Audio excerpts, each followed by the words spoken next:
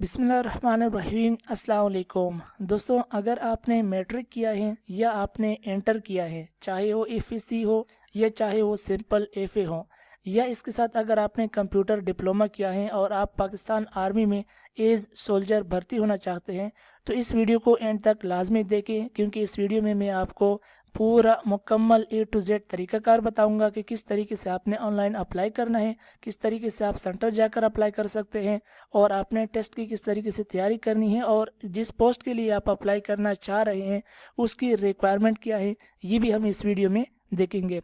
दोस्तों, ये जो स्क्रीन पर आपको एक एडवर्टाइजमेंट नज़र आ रही है, ये एडवर्टाइजमेंट काफ़ी सारे सोशल मीडिया प्लेटफॉर्म पर वायरल है और ये एक रियल एडवर्टाइजमेंट है, क्योंकि ये जो आर्मी की ऑफिशियल वेबसाइट है वहाँ से मैं जो है ना ये आपको दिखा रहा हूँ।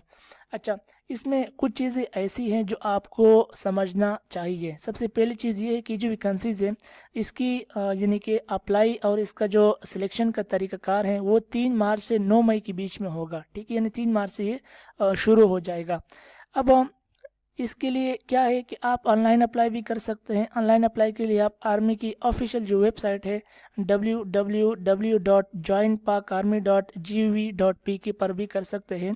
और इसके साथ अगर आप ऑनलाइन अप्लाई आपको नहीं आता, समझ में नहीं आता, आप किसी भी अपने इलाके के करीबी जो आर्मी का सेंटर होता है, सिलेक्शन सेंटर, आप वहां जाकर वहां से भी ऑनलाइन ऑनलाइन यानी कि अप्लाई कर सकते हैं। ठीक है, यानी कि सेंटर वाले आपको अप्लाई करके दे देंगे।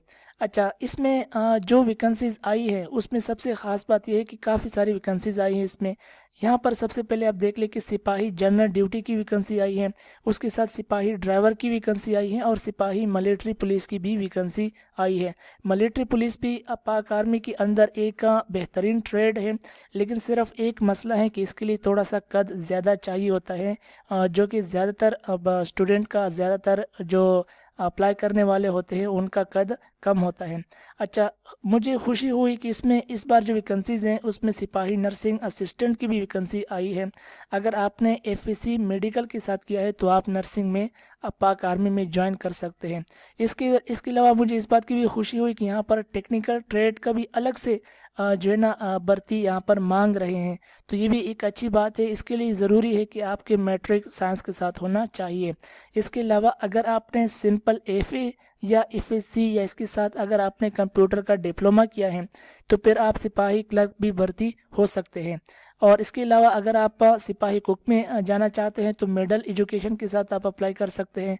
और अगर आप थोड़े बहुत पढ़े लिखे हैं, सिर्फ आपने प्राइमरी तक एजुकेशन हासिल की है और सैनिटरी वर्कर में जाना चाहते हैं तो फिर आप सैनिटरी वर्कर में भी जा सकते हैं।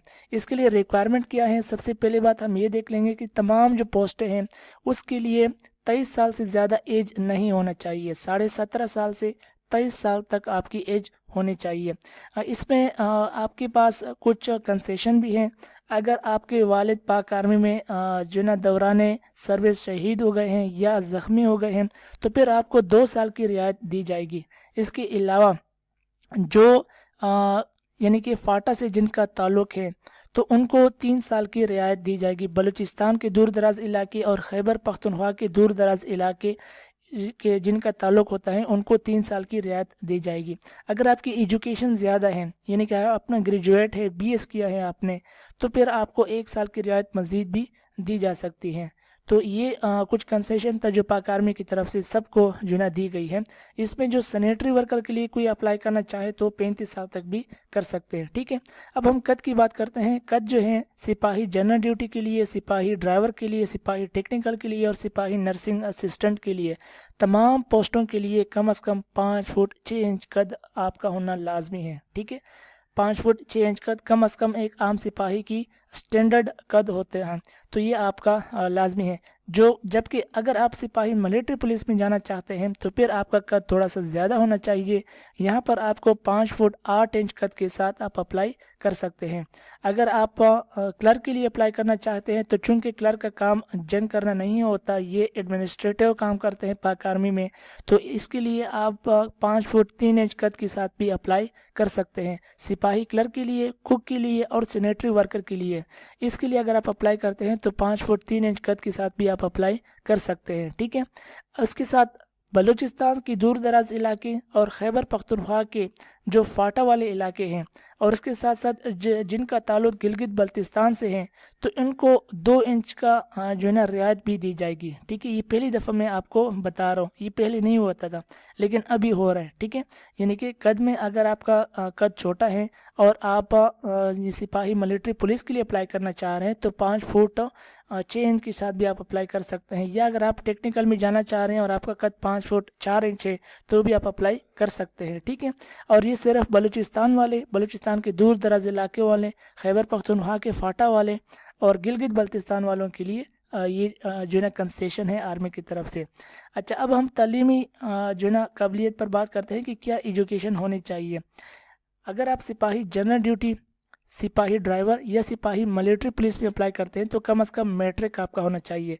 ये फ़र्क नहीं पड़ता कि आपने मैट्रिक साइंस के साथ किया है या आपने आर्ट्स के साथ किया है, बस आपका जो है ना मैट्रिक कम से कम हो। ठीक है, तो आप अप्लाई कर सकते हैं। अगर आपका ताल्लुक बलूचिस्तान या KPK के फाटा के इलाके से है या आप पाक आर्मी शहीद के बेटे हैं तो फिर आप मिडल पर भी अप्लाई कर सकते हैं। ठीक है, अच्छा, अगर आपने नर्सिंग में जाना है, सिपाही नर्सिंग असिस्टेंट में जाना है तो फिर आपका FSC प्री मेडिकल के साथ होना लाजमी है। ठीक है, इसके साथ अगर आपने टेक्निकल में जाना है तो फिर टेक्निकल में आपका मैट्रिक साइंस के साथ होना चाहिए। इसके अलावा अगर आपने FSC किया हो इंजीनियरिंग में, ठीक है, तो फिर आपको तरजीह दी जाएगी। ठीक है, आप अप्लाई कर सकते हो, आपको तरजीह दी जाएगी। अगर आप क्लर्क में भर्ती होना चाहते हैं तो क्लर्क के लिए कम से कम आपका इंटर होना चाहिए और साथ ही साथ में अगर आपका डिप्लोमा है तो फिर डिप्लोमे की सूरत में आपको तरजीह दी जाएगी। अगर डिप्लोमा नहीं है तो भी आप अप्लाई कर सकते हैं। ठीक है, ऐसी बात नहीं है। अच्छा, अगर सिपाही कुक के लिए अप्लाई करना है तो फिर मिडल तालीम चाहिए। सैनिटरी वर्कर के लिए अप्लाई करना है तो कम से कम प्राइमरी तालीम आपकी होनी चाहिए। या अगर आप पढ़े लिखे भी हैं और थोड़ा बहुत आप लिखना पढ़ना जानते हैं तो भी आप सैनिटरी वर्कर के लिए अप्लाई कर सकते हैं। अच्छा, अप्लाई के लिए कौन कौन से डॉक्यूमेंट्स, कौन कौन से कागजात ज़रूरी होते हैं। सबसे पहली बात, आपके जितनी भी एजुकेशनल असनाद होते हैं जैसे कि मार्कशीट हो गई, DMC हो गई, सनद हो गया, प्रोविजनल सर्टिफिकेट, करेक्टर सर्टिफिकेट, ये आपके ओरिजिनल और इसके साथ 3-3 या 2-2 फोटोकापियाँ अटेस्टेड। ठीक है, 4 से 6 अपनी पासपोर्ट साइज़ की तस्वीरें। ठीक है, ये भी लिखा जाए। अपने कंप्यूटराइज शनाख्ती कार्ड की फ़ोटोकापी और ओरिजिनल डोमिसाइल और बाशिंदा रियासत सर्टिफिकेट। ये जो बाशिंदा रियासत सर्टिफिकेट होता है ये PRC कहलाता है। PRC आज़ाद कश्मीर वालों के लिए होता है। ठीक है, जिनका आज़ाद कश्मीर से ताल्लुक़ है वो PRC, और जिनका पाकिस्तान से यानी कि पाकिस्तान के बाकी किसी सूबों से ताल्लुक़ है वो डोमिसाइल लेकर जाएंगे। इसके साथ नेज़ रियायत के हामिल उम्मीदवारों के लिए मुतल्लिका कागजात का साथ होना लाजमी है। अब ये रियायत कौन किसके लिए होता है? रियायत का मतलब ये कि अगर किसी का ताल्लुक फाटा से है, अगर कोई शहीद का बेटा है तो उसका जो प्रूफ होता है, कागजात होते हैं वो आपने दिखाने हैं। अगर किसी ने हिफ़्ज़ किया हो, वो हिफ़्ज़ का जो सर्टिफिकेट होता है, डिप्लोमा होता है, तो आप दिखाएंगे तो उससे आपको नंबर भी मिल जाएंगे और दूसरी बात ये है कि आपको जो रियायत भी मिल जाएगी। ठीक है, तो ये जो ना हमने आपको बता दिया कि सारी चीज़ें आप कर सकते हो।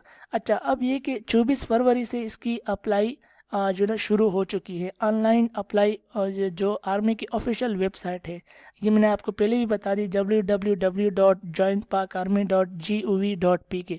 इस पर आप ऑनलाइन अप्लाई कर सकते हैं। ठीक है, लेकिन यहाँ पर साफ साफ मेंशन है कि ताहम इंटरनेट ऑनलाइन रजिस्ट्रेशन ज़रूरी नहीं, और मैं भी आपको यही कहूँगा कि आप ऑनलाइन अप्लाई न करें। ठीक है, आप जो है अगले महीने आप टेस्ट की तैयारी करें, फिज़िकल टेस्ट की भी तैयारी करें और रिटन टेस्ट की भी तैयारी करें, और अगले महीने की 10 या 15 तारीख या इसके भी बाद अगर आप जाना चाहें तो इसकी भी बाद आप जा सकते हैं। ठीक है, और इसमें अब हम जो ना ये बात कर लेते हैं कि आपने किस में अप्लाई करें तो फिर आप जो ना बेस्ट होगा आपके लिए। इसमें मैं आपको ये कहूँगा कि आप एक तो आप इंटरेस्ट देके, ठीक है, अगर आपने मैट्रिक साइंस के साथ किया है और टेक्निकल फील्ड में जाने का आपको इंटरेस्ट है तो फिर सिपाही टेक्निकल में लाजमी अप्लाई करें। इसके अलावा जिनके पास FSC मेडिकल की एजुकेशन है, मेडिकल की डिग्री है, वो तो सीधी सी बात है, वो तो मेडिकल में जाए। सिपाही नर्सिंग असिस्टेंट बहुत ही अच्छी जॉब है, बहुत ही सॉफ्ट जॉब है। ठीक है, इसमें आप जाएं। और जिनके पास कंप्यूटर का डिप्लोमा है वो भी सीधी सी बात है, वो भी क्लर्क के लिए अप्लाई कर ले। ठीक है, लेकिन जो मैट्रिक वाले हैं, मैट्रिक बेस पर अगर आपका कद अच्छा है तो फिर मिलिट्री पुलिस में अप्लाई कर ले। अगर कद अच्छा नहीं है लेकिन एजुकेशन आपकी अच्छी है, आप टेस्ट पास कर लेंगे तो फिर टेक्निकल में अप्लाई कर लें, ठीक है। इसके साथ अगर फिर आपका है कि नहीं आपके पास ड्राइविंग का स्किल है, ठीक है, या आपके पास किसी किस्म का कोई स्किल नहीं है और एजुकेशन आपकी सिर्फ मैट्रिक है, उससे ज़्यादा पढ़े लिखे भी आप नहीं है और आपसे आप टेस्ट की तैयारी भी यानी कि नहीं कर पाएंगे, मिसाल है, ठीक है। तो फिर आप सिपाही ड्राइवर, उस सूरत पे अगर आप ड्राइविंग आपको पसंद है या उसका लाइसेंस वगैरह आपके पास है, आप जानते हैं ड्राइविंग, या फिर आप सिपाही जनरल ड्यूटी में अप्लाई कर लें। अच्छा, इसके टेस्ट कैसे होते हैं? सबसे पहले आप जो रजिस्ट्रेशन करते हैं, फिर आपको आपका फिजिकल टेस्ट लिया जाता है, उसके बाद फिर आपका इनिशियल टेस्ट लिया जाता है सिपाही का, ठीक है। ये जो जितने भी पोस्टें हैं इन सब का सबसे पहला होगा सिपाही का टेस्ट। सिपाही का टेस्ट में 3 टेस्ट होंगे। पहला होगा जी इंटेलिजेंस टेस्ट, 50 नंबर का होता है, 50 MCQs का होता है, वो पास करना है। फिर होता है शख्सियतनामा, वो भी 50 का नंबर का होता है, 50 MCQs होते हैं, वो भी आपने पास करना होता है। फिर होता है एकेडमिक टेस्ट और बहुत इजी होता है, ठीक है, और वो भी 50 नंबर का होता है, वो भी आपने पास करना है। तो ये तीनों टेस्ट जब आप पास कर लेते हैं उसके बाद फिर आपको कुछ दिन बाद, ठीक है, कुछ दिन बाद, उसमें हफ्ता भी लग सकता है, 15 दिन भी लग सकते हैं, हर महीना भी लग सकता है। फिर जिन्होंने नर्सिंग असिस्टेंट के लिए अप्लाई किया होता है उनको दोबारा बुलाया जाता है, जिन्होंने टेक्निकल के लिए अप्लाई कर रहा होता है उनको दोबारा बुलाया जाता है, और क्लर्क वालों को भी दोबारा बुलाया जाता है, ठीक है। इन तीनों पोस्टों को दोबारा बुलाया जाता है और इनसे दोबारा टेस्ट लिया जाता है। सिपाही नर्सिंग असिस्टेंट का भी दोबारा टेस्ट होगा, टेक्निकल का भी दोबारा, और क्लर्क का भी ट्रेड टेस्ट होगा। तो जो वो टेस्ट पास करेंगे उसके बाद मेरिट पे आएंगे, उनको फिर इसी ट्रेड में भर्ती मिल जाएगी, उसको यानी कि कॉल लेटर आ जाएंगे और वो आर्मी में अपने ही ट्रेड में भर्ती हो जाएंगे। तो ये है पूरा का पूरा प्रोसेस। इस प्रोसेस से गुजरने के बाद ही आप आर्मी में भर्ती हो सकते हैं। अब करना क्या है, करने के काम क्या है आपके लिए? करने के काम ये है कि अगर आपने किसी स्पेसिफिक फील्ड यानी कि ख़ास फील्ड में क्लर्क में जाना है तो आप टेस्ट की तैयारी शुरू कर लें। टेक्निकल में जाना है तो आप फिज़िक्स, मैथ, बायोलॉजी, केमिस्ट्री इनकी तैयारी शुरू कर लें। नर्सिंग असिस्टेंट में जाना है तो आप जो अपने बुक्स होती हैं बायो, फिज़िक्स, मैथ, इनकी आप तैयारी शुरू करें, क्योंकि ट्रेड टेस्ट में आपके इसी से MCQs आएंगे और क्वेश्चंस आएंगे, ठीक है। तो ताकि फिर जब आपका दोबारा टेस्ट होगा उसमें आपके अच्छे नंबर आए। एक बात, दूसरी बात ये आपसे करनी थी कि ये जो सिपाही नर्सिंग असिस्टेंट, इस तरह की जो वैकेंसीज होती हैं, सिपाही नर्सिंग असिस्टेंट, सिपाही टेक्निकल ट्रेड, सिपाही क्लर्क, ये हमें ये लगता है कि यार इसमें जाएंगे तो हमारा फिर करियर यानी कि हमारा करियर बन जाता है, यानी थोड़ा सा सुकून में होते हैं, हमारी ये सोच होती है, ठीक है। लेकिन साथ ही साथ में आप ये भी सोचें कि इसमें जाने के लिए आपको मेहनत भी बहुत करनी होती है और इसकी वैकेंसीज भी कम होती है, मेरिट ज़्यादा होता है, ठीक है। इसलिए अगर आप इन तीनों में से किसी भी पोस्ट में जाना चाहते हैं तो फिर आपको मेहनत करनी होगी, आपको टेस्ट की अच्छी सी तैयारी करनी होगी ताकि अच्छे नंबर आए और आपका मेरिट हाई बने और आर्मी की तरफ से आपको कॉल लेटर भी मिले। तो उम्मीद है कि ये वीडियो आपको पसंद आई होगी। इंशाल्लाह नेक्स्ट जो मेरी कुछ वीडियोस होगी उस पर मैं आपको जो इनिशियल टेस्ट होता है उसके हवाले से गाइड करूँगा, और मैंने नीचे डिस्क्रिप्शन में कुछ वीडियोस का लिंक दिए हैं, वो आपने लाजमी देखना है। वो पहला जो टेस्ट होता है सिपाही का उस पर मैंने बनाई है, तो वो किस तरह होता है, किस तरह के MCQs आते हैं, वो आपने लाजमी देखना है। तो उम्मीद है कि वीडियो पसंद आई होगी। चैनल पर नए हो तो चैनल को ज़रूर सब्सक्राइब कर लें। मिलते हैं नेक्स्ट वीडियो में। अल्लाह हाफिज़।